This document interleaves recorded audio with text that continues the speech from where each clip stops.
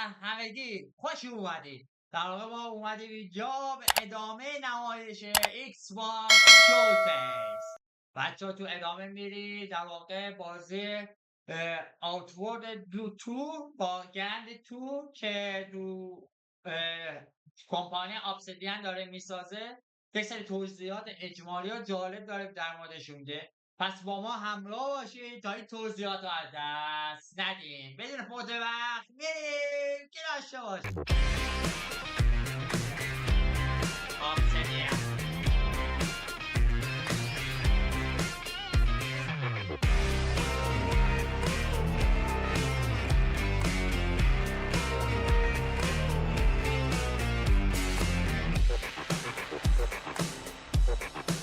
Welcome to Obsidian Entertainment.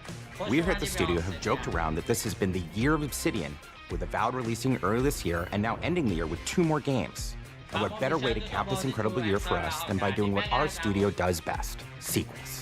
That's where I come in. You can get out of here, Fergus. Thank you so much. No, you're doing great. You nailed it. The sequel is the lifeblood of every great franchise. Think about it. The original creates the world and builds fandom, but the sequel, that's what makes it worth remembering. No sequel, no hoverboard. No sequel, no dual SMGs. No sequel, no raccoon tail. No sequel, no Zoom 2. Which doesn't really exist, but I wish it had. There was a Zoom 2. There was? There was a Zoom 2? I'm Mark, the head of sequels here at Obsidian, and I have sequelized everything. Blockbuster movies to AAA video games to my first marriage, so trust me, I know what I'm doing. Come along on this journey with me. Part 2.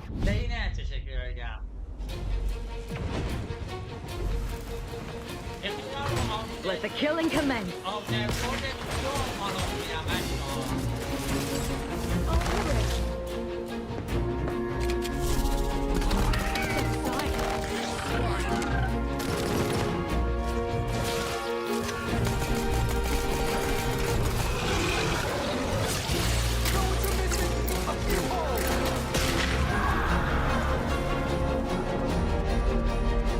The Outer Worlds 2 is a sequel to The Outer Worlds 1.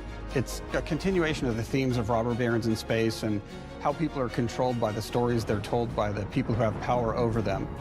This time we're able to go a lot deeper because we have more time and money, which is a great thing, and we're able to make it a much more true Obsidian reactive RPG than we were the first time around.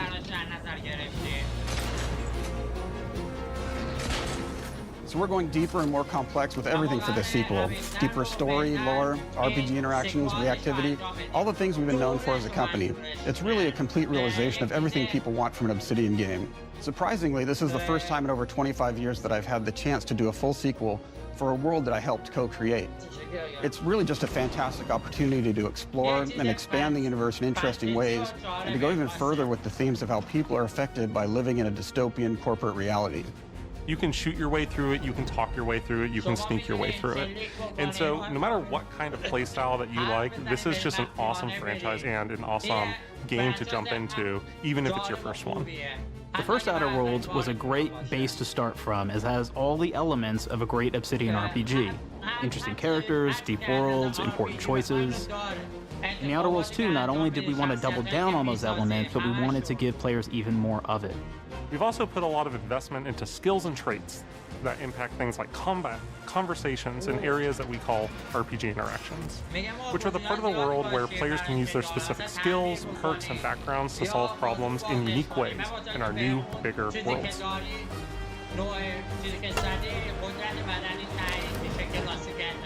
I love a deep RPG experience, and building out that RPG crunchiness for our players was at the forefront of what we set out to create. We prioritize those deeper RPG options with different character builds and combos so players can express their role-playing power fantasies. We also have different equipment options for different playstyles and different companions with different abilities.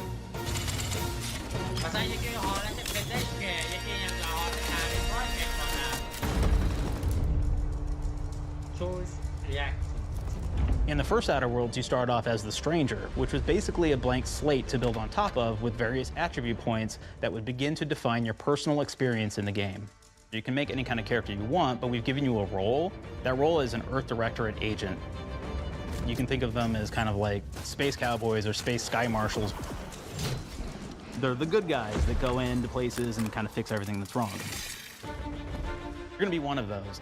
But we don't tell you why you joined the art directorate. There could have been a lot of different reasons, right? It could have been because you're an actual lawbringer and you want to go in there and spread law throughout the galaxy.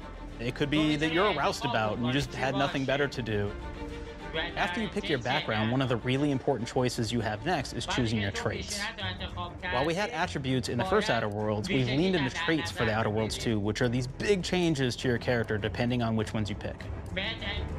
So it could be something like brilliant, where you can tag extra skills and you start getting extra skill points. And that's obviously really great if that's how you want to build your character. You can also go and do something like lucky, where you get extra critical chance, and you also get a lot of really cool options throughout the game as well. Of course, we brought back dumb, so players love the dumb option. Tell me, do you believe in science?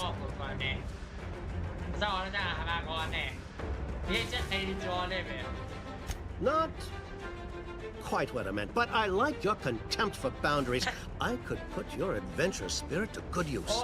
You get like lots of really cool, fun conversation options in the game, but we took that even further. And again, there's lots of elements in the game where you can be dumb and use that for something. Could be something as simple as banging on a machine to get it to work.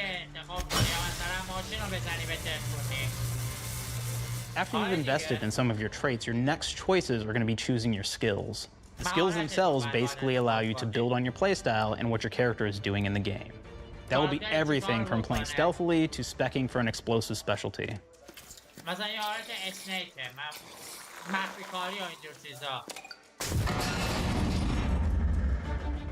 Throughout your entire journey, your character continues to change with the different choices you make. In the Outer Worlds 1, we actually had more skills than we have, so we condensed them down to really the core and essence of what we really wanted there. But we made each point that you put into a skill much more impactful. So instead of getting small percentage changes, we actually did much larger changes per point that you put into each skill. And again, all these things, because of how they're checked inside the world itself, can matter quite a bit. You know, just even having one additional skill point in something can open up a lot more options in the world itself. If anybody's played Fallout New Vegas, they'll be very familiar with like the perk system. We basically borrowed that, but went even grander. We actually have more perks than Fallout New Vegas did. But here's the cool thing, right? We check and use perks for literally everything, right? So you can do everything from, hey, I want to make a stealthy build that steals stuff and is really good at that. Okay, great. Well, you can take maybe the pickpocketing perk. So that's not available to everybody, but if you select that, now you can actually go around and steal things out of people's pockets.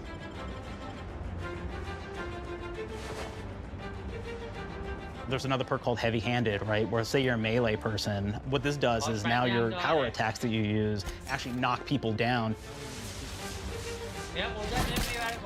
Oh man, I really like the serial killer perk. As you start killing people, they will drop hearts.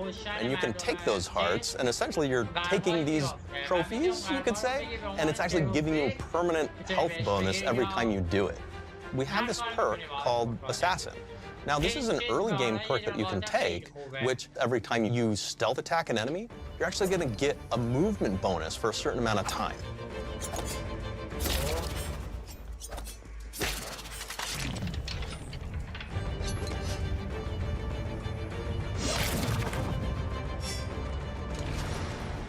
Flaws were a system that everybody loved from the first game. But we wanted to make it more personal to the player. We wanted it to really reflect how you were playing the game and give you a bonus that you actually wanted to really engage with. With the flaw system returning, we knew we needed to go bigger, better, and more real than ever before. So we turned to the team. I told them, no bad ideas. Give me what you got. Okay, we need more flaws. We need them to be real. I want to put them in the game, so give me something. Inspiration. What's wrong with you? Oh, I have bad knees. You have bad knees? They hurt when you walk a lot? Yes. When you walk too much, they hurt? No cartilage. Sounds boring. Makes you sound like a boring person, but it's in the game. I know it. It's a good flaw. What about you? I like to take small things sometimes. So you're stealing? I'm taking. When do you give them back? I don't. Claire. You shouldn't be stealing. What are you doing? You shouldn't be stealing, Claire. Tiny crimes? Do you hear the second part, though? It's a crime. Well, You're stealing. Claire, that's wrong. You can't steal things, okay? But it's an amazing flaw, and I'm putting it in the game. But you're a bad person. And are you the one that took my stapler? do you need it? Yeah. Give it back. Okay. Please. You, what do we got? Flaw. I like to stare at the sun. How long did you stare at the sun? Just lunch break. An hour? Oh, I only get 30. You guys get an hour? I get an hour. Oh. Makes me feel energized. How many fingers am I holding up? 3? No. Anything else? We'll put it in the game. We'll put it in the game because I feel bad for you. Anything else? One of my favorite flaws is something called bad knees. It will actually give you the option to take this flaw that'll make it so that you move faster throughout the game. But the problem is, anytime you stand up, your knees are going to make a loud popping noise that makes it so that, well, everyone around you is going to hear you. There's one called Kleptomaniac. This is really interesting because what it does is when you steal something, you can actually sell it for more bits than normal. And like that sounds really great. The drawback is sometimes when you're looking at things in the world that are owned by somebody else, you'll automatically steal them. So you have to be very careful about how you use them. One of our more wacky perks is the Sun Gazer Flaw, and it just gives everyone cataracts while playing their game. So everything becomes like light shafts and blooms and hazes, and makes the game pretty unplayable if you happen to choose that perk. If you happen to be the type of player that habitually reloads your weapons like I do, well, you'll be offered the flaw of over-prepared. Now, you'll get larger magazine sizes on all of your weapons, but if you ever fully empty your magazine, you're going to take a debuff for a while. While we support options like being a gunslinger who wants to key into destructive weapons, or a rogue who wants to alpha strike their enemies before they know what hit them, we also allow for a lot of fun and experimental builds. You can be a mad scientist who utilizes gadgets and wacky science weapons and armors, or even a psychopath who gains permanent bonuses to health by murdering their friends. Nothing shows the impact of these character build options better than, in my opinion, the bridge area, which has a quest you get early on in Paradise Island.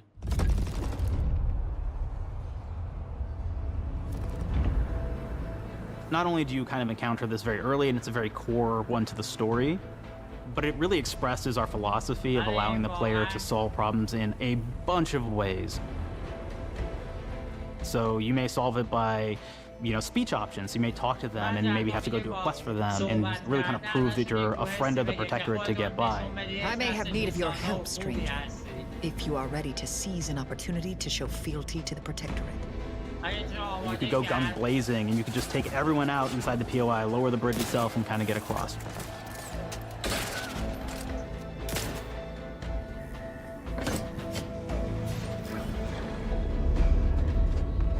You could sneak in, lower the bridge, and then actually sneak in under the bridge to get over to the other side.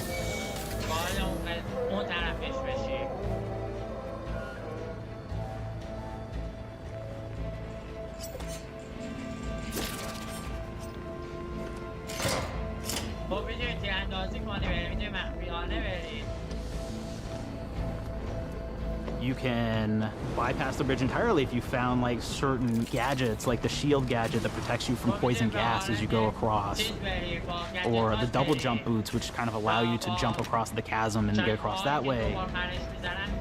There's even a really kind of messed up way, right, which is players can actually sacrifice one of their companions. Their companion who they just found is part of. We're no different than the Breeze if we start tossing our own to the rats. I sure as law ain't gonna follow someone who can't see the wrong in it. I must admit I'm surprised we could come to an understanding. But I thank you for your loyalty, stranger. As promised, you shall have clearance to cross this bridge. It's such a fun quest, but again, it really showcases that we want you to be able to solve this in whatever way you want to. When you build your character your way, we're there for you. We really want you to have the experience that you want to have out of this.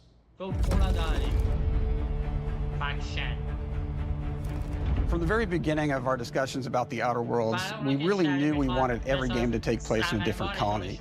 This lets us expand on all aspects of the universe. Every colony can be its own thing with its own flavor, and we can center them around anything we want. Any ideas or setting we're interested in. Arcadia is an isolated colony with abundant resources, and it's run by an authoritarian faction called the Protectorate. Their dictatorship is thematically based around the question of how much freedom people will give up for security and luxury. For Protectorate subjects, unfortunately, that answer is everything. The Protectorate is also incredibly wealthy because it was founded by the inventor of the skip drives, which are the outer world's faster-than-light engines. But those skip drives are starting to cause rifts in space-time, which are cutting off all the other colonies on Earth from being able to trade with each other. The Order of the Ascendant is an offshoot of the Order of Scientific Inquiry from the original game, and like them are a science-based religion with the same goal of solving the universal equation, which will allow them to predict and alter the future to the benefit of all mankind. They used to be part of the Protectorate, but they split off to focus on solving the equation for the good of everyone, not as a way to simply control the masses. The player's been sent to Arcadia as an Earth Directorate agent to find out how the skip drives are causing the rifts and what can be done to stop them. Each of the factions have their own solutions to the rift problem and their own goals. The Protectorate wants to close them to protect their legacy as the inventor of the drives and their wealth. The Order wants to close them not only for the good of everyone, but also because they're complicating the math they're using to solve the universal equation. And Antes just wants to be able to open and close them at will to control all the trade routes between the colonies. In addition to expanding the themes and lore of the Outer Worlds, we're also expanding the humor, so each faction has its own flavor of absurdity. Anti's Choice is a merger between Anti-Cleo and Spacer's Choice from the original game, and there are corporate representatives in the Outer Worlds too. They've invaded Arcadia to liberate their resources for all of humanity, at a profit, of course. One of my favorite things from Fallout New Vegas is the radio system. It was just iconic for me, and I wanted to make sure that the Outer Worlds 2 had that. So we actually built out 3 different radio stations, one for each of the major factions. You also have a ton of music. Each station might have, like, I think 20 tracks of unique music that we've made for it. It's a lot of stuff. But the really cool part about this entire thing is that we actually put a lot of reactivity into the radio. So it will respond to the things that are going on around the world that you've been interacting with. So if you go into a location, let's say you solve a problem for the Protectorate folks, if you listen to the Protectorate radio station, they're gonna be cheering you on as a hero. Wonderful news, everyone. The Zeranium gas leaks at the Automech repair facility, strongly believed to be caused by Anti's Choice malefactors, have been corrected. Some hotshot for hire just managed to fix the electrolyte in the repair facility. I'm not saying we caused it in the first place, but sure like the idea of all those broken auto mechanicals and all the excessive gasping and choking involved. The factions and companions are great examples of how we're going deeper and more complex this time around. They're integrated into the game's storyline much more than we did on the first Outer Worlds, and like with everything else in the game, they have a lot more reactivity. There are 6 companions in the Outer Worlds too. As usual, each has their own quest lines, but this time they are also connected to a different faction and have character arcs that the player can affect through their choices. Your first companion is Niles. He's another Earth Directorate agent like you, and he's looking for your help to decide whether he wants to become an even better agent or to turn his back on the Earth Directorate completely. There's also a somewhat cute Automech support drone that is basically Niles' helper. Her name is Val. Marisol's part of the Order of the Ascendant, and she's an aging but still deadly assassin. That's right, she's a deadly mathematician who may or may not have some unfinished business to attend to with the player's help. There's also a cultist named Azza who is part of a sub-faction that worships the rifts, and in her case, violence in general. You can choose to either turn her away from overt violence or support her chaotic and dangerous tendencies. At one time, Anti's Choice had a program to graft soldiers with animal parts to make them more formidable. Unfortunately, it didn't quite work, and most of them are now dead. There's a combat medic who survived, however, named Inez, and she wants the player to help her fix her graft, among other things. Finally, there's Tristan. He's a Protectorate arbiter who is judge, jury, and executioner all rolled into one heavily armored package. It is your choice to either help him judge wrongdoers or show him what true justice looks like. We definitely have reactivity in the game based on how you've been treating your companions. I won't reveal the end of the game, but let's say if you have not been treating them well, you will find out at the end of the game what that means. Companions are a very, very important part of merchandising, because that's the real beauty of the sequel. We're talking merch, baby. It is the lifeblood. It is what fuels us. Do you want to see some of my ideas?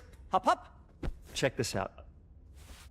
Gen Alpha loves body pillows, especially ones that look like human beings for some reason, right? Who needs a significant other when you could have a knife-wielding space psycho up in your sheets, huh? What do they do with them when they get them, huh?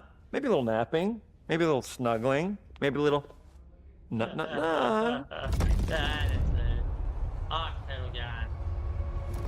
The visuals of the first Outer Worlds depicted a frontier colony in space. The Outer Worlds 2 is driven by an invasion of the Arcadia colony system by Anti's choice, which shifts the visuals to be more reminiscent of a World War I-like setting in space. That evolution is seen across all aspects of the game, starting with the factions. How do you militarize everything, including extreme capitalists or math-crazed scientists? In a World War I setting, war comes with propaganda.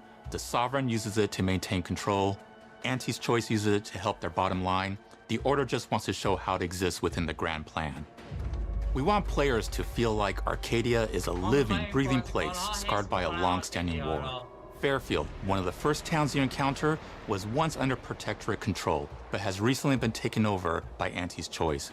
They don't just occupy the town, they rebrand it with their signature style, repainting buildings, posting guards, and adding propaganda-based holograms featuring Anti and the Moon Man. Showing the towns evolving after the invasion helps us push immersion for our players. One of our priorities in visually realizing the world of the Outer Worlds 2 was making sure everything is clear and recognizable from the player standpoint. We want to make sure each faction has a particular look and design. So when the player is running across these vast, different environments and landscapes, they're recognizing the motifs and visuals of who they're talking to, what they're going to be talking about, and how that progresses throughout the story. The first Outer Worlds was really about the player interfacing with corporations. And while we have that in the Outer Worlds 2, we really want to express not just the corporations, but how the player interacts with other facets of the world, like government entities or religious structures. And then we elaborate on those. With larger environments, we wanted to encourage exploration by improving player mobility across the board.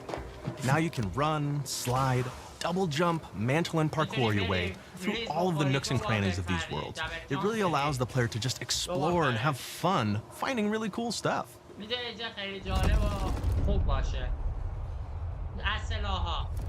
We've aimed to make everything in the Outer Worlds 2 better from top to bottom. The RPG elements were the start. That's touched our story, our art, and especially our gameplay. A good sequel is true to the original. That's first and foremost, right? Like, we all want to add in a bunch of things as you're making a sequel, right? We want to make it bigger and better in every way. That's what we were trying to do here. And I thought we did not need this consultant. We've made enough sequels. We understand how to do this. And I will say, I don't think it's been entirely successful. I am very proud of the combat improvements we have made in the Outer Worlds 2, thanks to my patented combat system. You may be thinking to yourself, it can't be that good. Shush, what are you even talking about? You haven't seen it yet. Watch this. Put a helmet on, because I'm about to blow all of your minds with my COMBAT system, combat system. My name is Mark, I'm the head of sequels. Shall we begin? You're thinking, what's C for? C, capitalize the fact that the people loved the first game. We're gonna take those people, we're gonna make them buy the sequel, giving out pounds, pounds, pounds. Quick ones, ha, ha, not you, Dev. Here we go. What comes after C? O.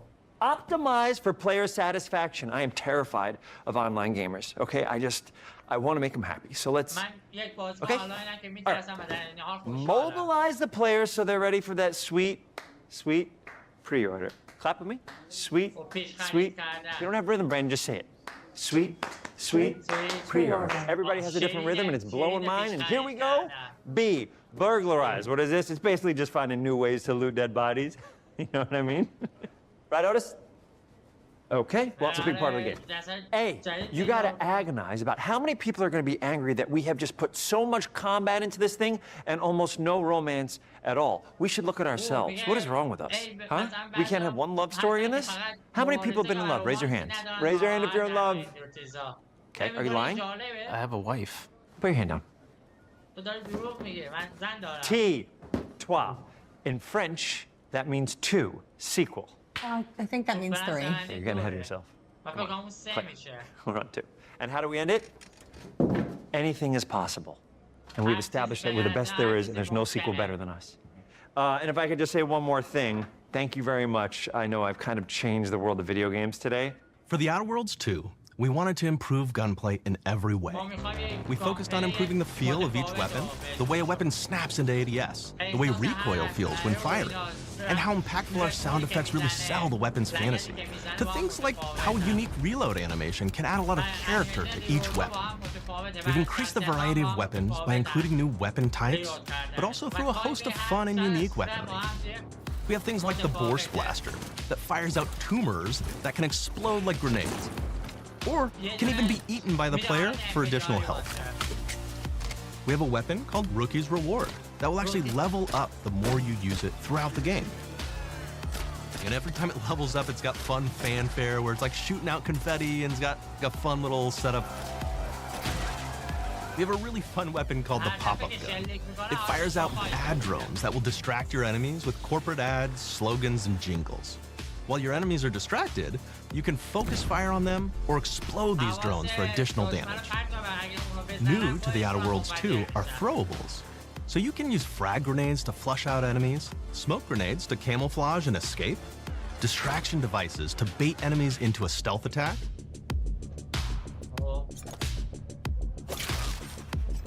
and even science grenades that will levitate enemies, allowing you to fire upon them while they float helplessly.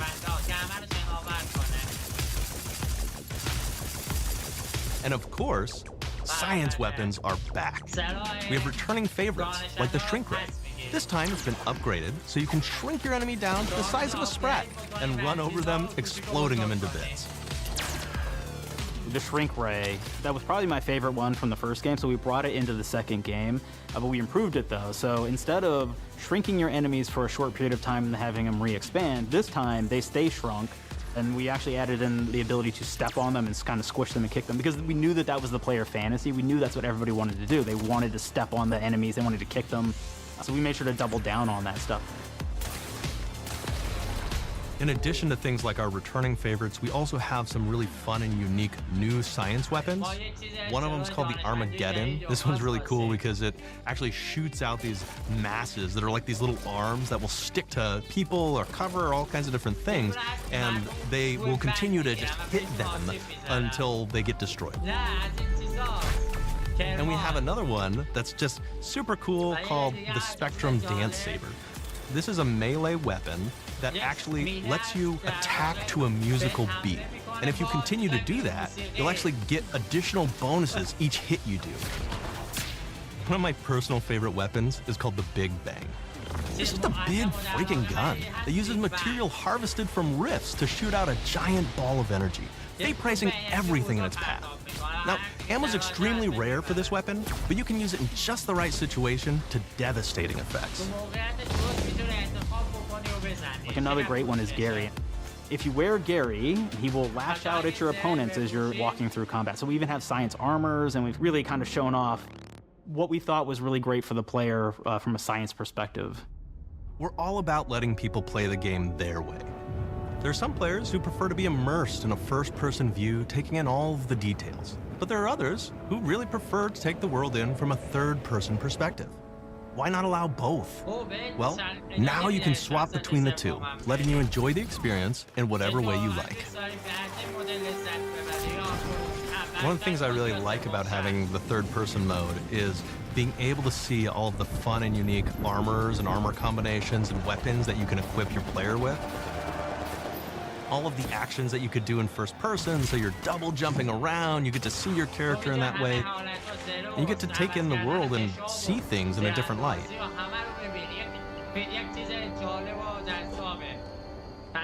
The Outer Worlds 2 is really the biggest game we've ever made. Bigger choices, more reactivity, more weapons, more things to find in each of the worlds the players can visit. The team has done incredible work bringing the Outer Worlds 2 to life, and we can't wait for you to play it. Even though we've always been a multi-project studio, this is going to be the first time we've ever released 3 games in 1 year. It feels amazing to do. We're so excited for more people to be playing our games. It is truly an exciting time here at Obsidian.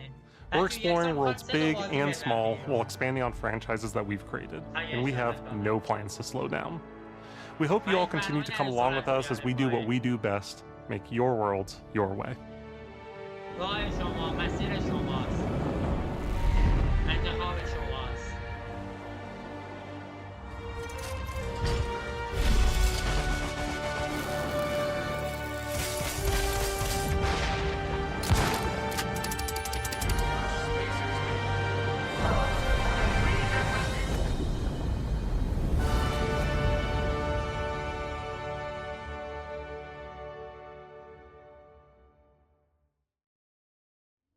With The Outer Worlds 2, we're all about the best place to play, which is also the promise of Xbox.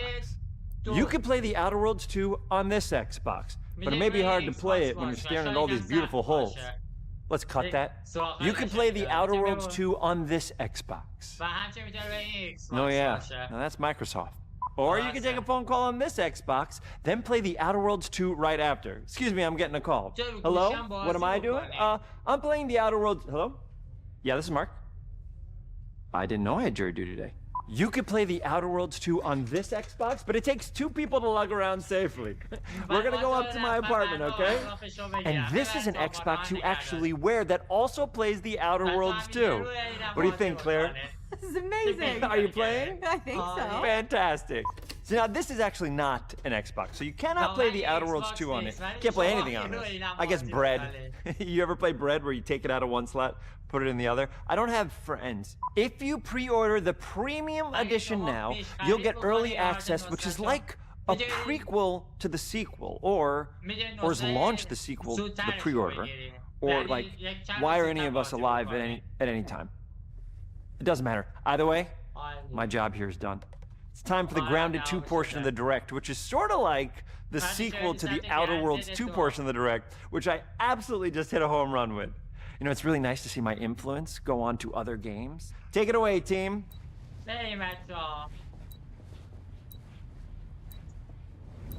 And big exit. Set, do, yeah.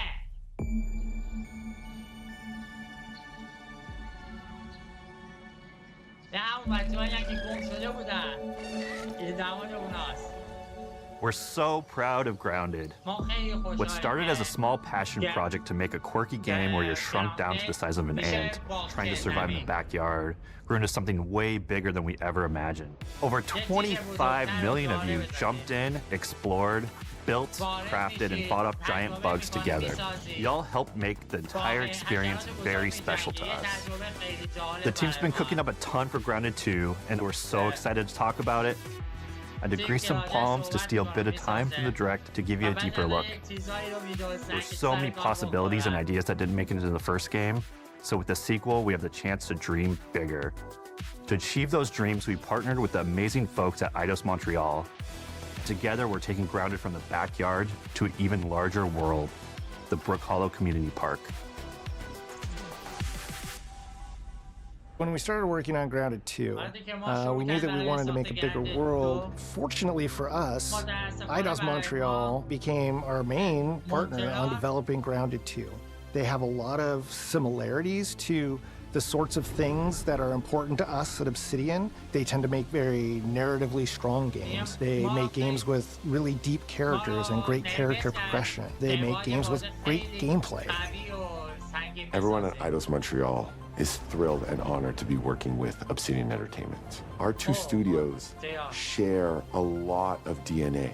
The same things that are important to Obsidian Entertainment are important to us.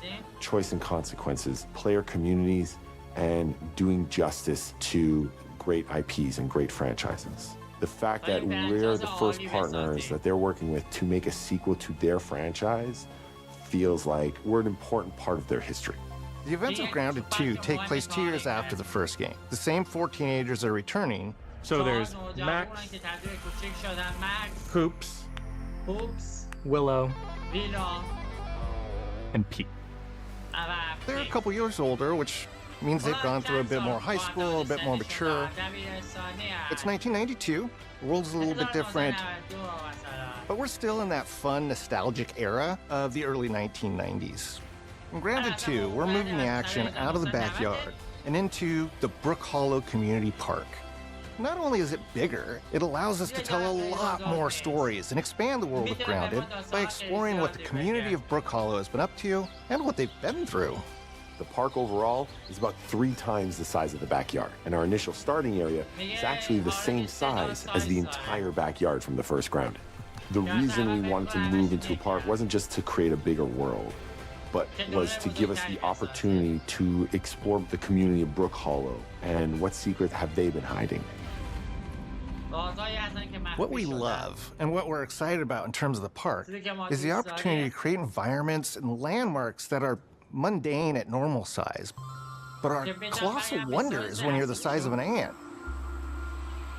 Everything from a giant trash can to a community picnic table or a snack bar. All of these areas come to life in a brand new way. Part of the fun in Grounded 2 is that the park was evacuated really quickly right before our teens were shrunk. And that means that the park has been sort of turned upside down and is in a topsy-turvy state. And that leads to really fun environmental storytelling, but it also leads into the creation of amazing biomes for our characters to explore. One of my favorite examples of this is the ice cream cart. In all of the commotion, the ice cream vendor's cart has been knocked over and its contents have spilled out into the ground. And what this means for our young adventurers is that they'll be able to explore this frozen cave of interesting challenges and colorful Lovecraftian horror. We have one anthill that's actually somebody decided to bury a bunch of toxic stuff in the park, and so there's all these toxic chemicals under the ground. The environment looks very cool and very spooky with all of these sort of chemical pools, and of course nothing can live down there except for one type of insect, the cockroach. We are oftentimes reinventing environments, and in future updates you're going to see a ton of new stuff. You do a lot of fighting against insects of all shapes and sizes. We didn't just want it to look better, we also knew we wanted to add a new layer of strategy. The changes that we've made aren't limited to tuning animations or adjusting attack or defense numbers or making characters or insects move faster or slower. But we did all that too, but there's also an entire sort of rock, paper, scissors strategy involving light attacks, heavy attacks, and blocking. We've also added dashing as a new way to both get out of danger quickly or jump in for a quick attack. And almost all the insects in the game will have these abilities now too, sort of like a chess match, but one that's super frenetic, looks super cool, and is ultimately just a ton of fun. We're leaning into clear play styles for tanky warriors, low defense, high damage rogues, effect-wielding mages, and ranged hunters. In the first Grounded, we have mutations, and there were weapons and armors that favored different playstyles. In Grounded 2, not only will there be passive mutations, but there will also be active mutations. And a lot of those mutations support these archetypes. My favorite way to play pretty much any game is chasing after those game-breaking builds. And that's why I'm so excited for what we're doing with archetypes in Grounded 2. I'm all in on the rogue. Now, you can even dual-wield daggers. I've been dialing in this glass cannon build that stacks ambush, assassin, and cardio fan mutations with the wolfbane daggers and the wolf spider armor. It lets me open up combat with massive backstab damage that also inflicts venom. Then, I can use the extra stamina to reposition and try to dodge, rinse, and repeat. It's high risk, high reward, and absolute chaos in all the best ways. I'm looking forward to seeing what wild combos the community comes up with and what they inevitably break once they get their hands on the archetype system. It's going to be awesome watching it evolve with player feedback and watching us try to keep up with all of your game-breaking builds.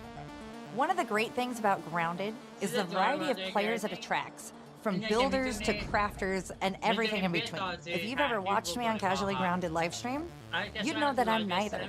I am a murderer of insects. Personally, I prefer the term harvester. I love going out, hitting things, and bringing the materials like insect body parts back to my friends to use. This way, we keep progressing and playing together. We're also trying to make sure that armor and equipment are easily understood by the player, especially when they're playing co-op with their friends.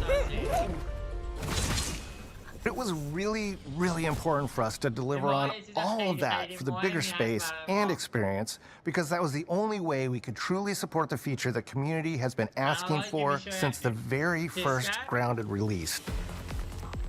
mounts. Our mounts, we call them buggies, have an entire suite of moves and have their own special abilities and attacks. We really wanted the buggies to be an extension of the player in every way possible. And that meant making sure that buggies had unique and valuable abilities across all the core pillars of Grounded. So that doesn't just mean exploration and travel. That has gameplay implications for combat, crafting, and building as well.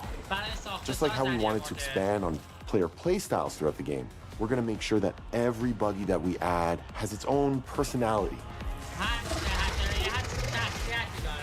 The Red Ant soldier can enlist up to 2 Red Ant workers to follow you around and help you out. If you get into combat and you don't want to fight while you're saddled on your buggy, you can jump off and they'll fight right alongside you and provide support.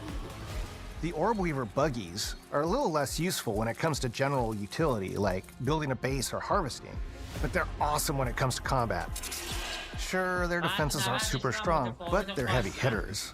They're also super fast and they have some great special abilities, like a scream that allows them to stun lesser-powered insects, and the ability to shoot webs and entangle other creatures. So the Orb Weavers won't be your base-building buggy. You should use the Red Ant Soldier for that. But they're super fun for exploration and combat. Red Ant Soldiers and Orb Weaver Spiders will be available at game preview launch. There will be others in the future, but those are the 2 we're starting with. The connection that our Grounded community has with us is something we want to keep forging with the sequel as we make an even bigger game than the original. Pretty much from day one, we knew we wanted to return to game preview for Grounded 2. Sure, it comes with some trade-offs, like the game's not done and it's out to the world. But there's so much value in building it alongside the community. Buggies change how you traverse and navigate the park. What we're doing with Grounded 2 is we're actually keeping zip lines held back so we can see how players engage with buggies, and then we can tweak zip lines to bring them back over time to really complement that buggy experience and make exploring the park far more fun. That kind of feedback loop helped shape the original Grounded, and we wanted to shape the design for Brook Hollow Park, archetypes, buggies, all of it. We also learned a lot from that first time around. One thing that stood out immediately, players blaze through our content, especially the story. That makes sense. Story, characters, world building, that's kind of Obsidian's thing. It's the flavor we bring to the survival genre. So this time, we're starting with a much bigger baseline. There's been an explosion at Brook Hollow Park. Chaos descended on a ceremony commemorating the 2-year anniversary of when 4 teenagers were miniaturized against their will. One of our favorite parts of the first game was watching the community uncover clues and spin up theories. This time around, we're leaning even more into that, and we'll be keeping a close eye on what our players discover and how they interpret it, because you never know what might inspire us as development moves forward. We really started to hit our groove at the end of Grounded 1. We found that being open about what we were planning and then following through was key to building trust with the community. As a small team, we had to experiment with update pacing and scope, and what we found resonated the most with all of you were bigger, beefier updates, even if it took us a little longer to land. So that's the plan. Larger, more complete updates spaced out just enough so we can take your feedback seriously and make every drop count. You can expect in our big updates, new buggies, new biomes, new building pieces, all the good stuff. And we're launching with a public roadmap so everyone knows what to be excited about in the future. All of us at Obsidian Entertainment and IDOS Montreal are super excited about how close we are to letting all of you players get shrunk a second time and explore the all-new park on buggies in Grounded 2.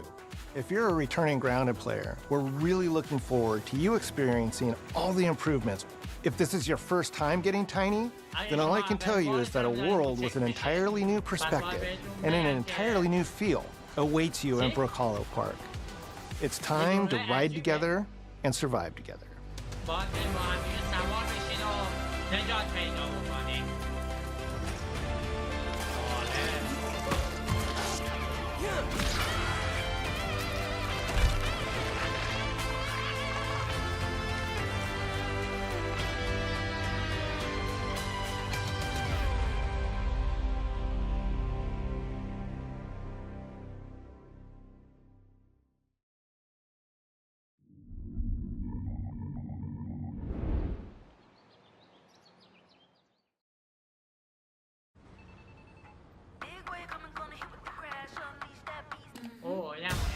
بازی تموم شد دیگه. We have been expecting you. This is where it starts. We can change the world as we know it. Can you handle that? Let's do this. I'm in. I'm here to even the odds. Any objections? Here's to playing in the mud. And when we need their help, they send us a hero. Here we go. Please, follow me.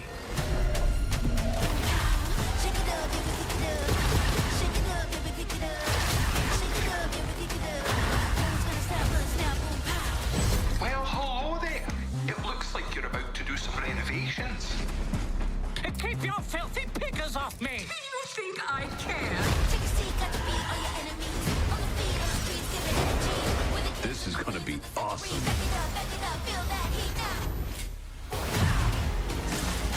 Mayday! Mayday! Code 1 to mission control, we're falling!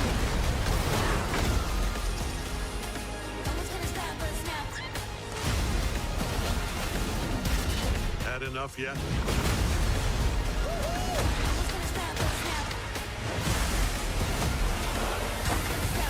Form up!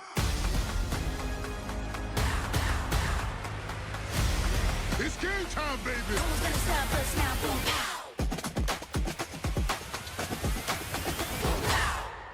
اوکی بچه ها، خیلی ممنون که تا اینجا همراه ما بودیم. اینم از توضیحاتی بود که گذروندیم. واقعا به نظرم بازی گرند تو خیلی جالب بود از نظر من. حتی آوتورد دو که نسبت به تمام بازی‌های که جانباز و RPG مدلی که بود خیلی دارن گزینه‌های بیشتری جلوی ما قرار میدن، انتخابات جالب‌تر، ویژگی‌های جالبی هست. من خیلی دوست دارم حتما ببینم چطور در میاد بازی. پس تا ویدیوی دیگر شما رو به خدا میسپارم. خدا رو که نمیدونی. سی